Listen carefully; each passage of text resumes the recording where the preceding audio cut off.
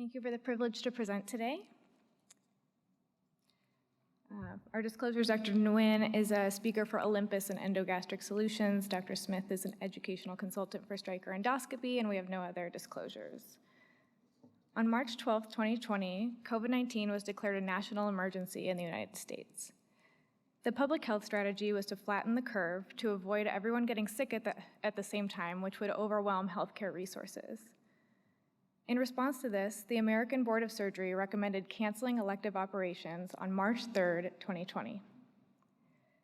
To date, there have been over 38 million COVID infections and more than 600,000 COVID deaths in the United States. Even those that have not been infected with COVID themselves have seen their health indirectly affected by the pandemic because of challenges accessing care. We hypothesize that one of the consequences of the pandemic is decreased GI operative volume in the United States.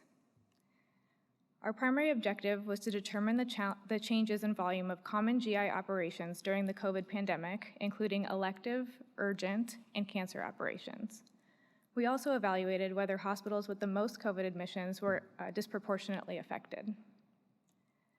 Data were obtained using the Vizient clinical database, which includes data for inpatients admitted to U.S. academic hospitals and their affiliates. We searched the database using ICD-10 codes to determine the operative volume per month from November 2019 through June 2020.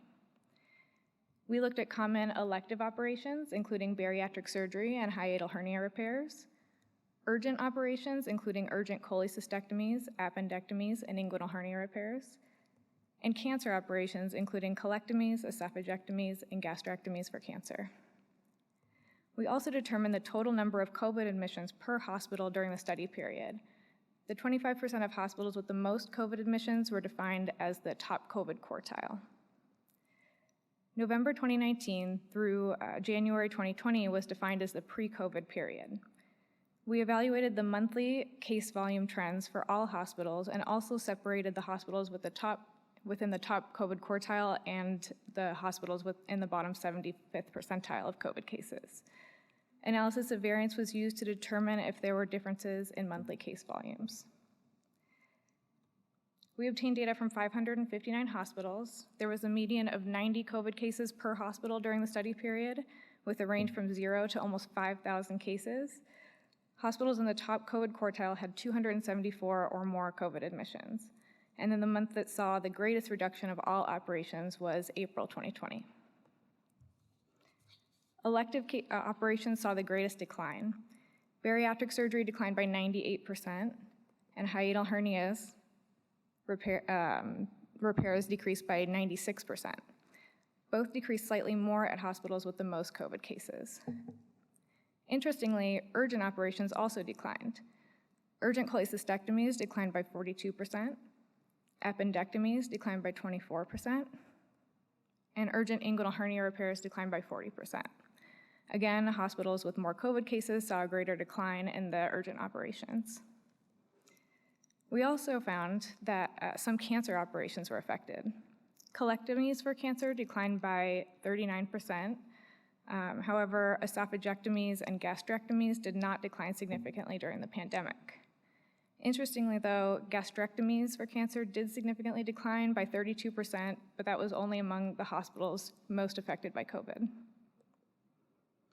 In summary, we found that the beginning of the COVID pandemic in the US was associated with a significant reduction in volume of all operations evaluated except for gastrectomies and esophagectomies for cancer. While elective non-cancer operations were most affected, urgent and some cancer operations also declined significantly. All operations declined more significantly at hospitals that were most affected by COVID. It is interesting to consider why these operations may have declined during the pandemic. It makes sense that elective non-cancer operations declined. This is in the setting of widespread cancellation of elective cases. It is, although, interesting that urgent operations also declined. This may be due to patients' fear of contracting COVID at the hospital and is similar to reports from Italy and England that saw decreased acute coronary syndrome admissions during the pandemic as well. Colon cancer operations may have decreased in part because colon cancer may not have been diagnosed during the pandemic, as screening endoscopies were highly limited. This is in contrast to esophageal and gastric cancer, where the majority of these patients receive neoadjuvant therapy prior to surgery, and so when they do need surgery, it's more urgent. This study took place during the first COVID surge in the US, and the full implication of the delayed surgical care during COVID is yet to be seen. As the pandemic continues, future studies should continue to quantify the decline in operative volume and also characterize the clinical consequences of delayed surgical care. Thank you, and I'd be happy to take questions.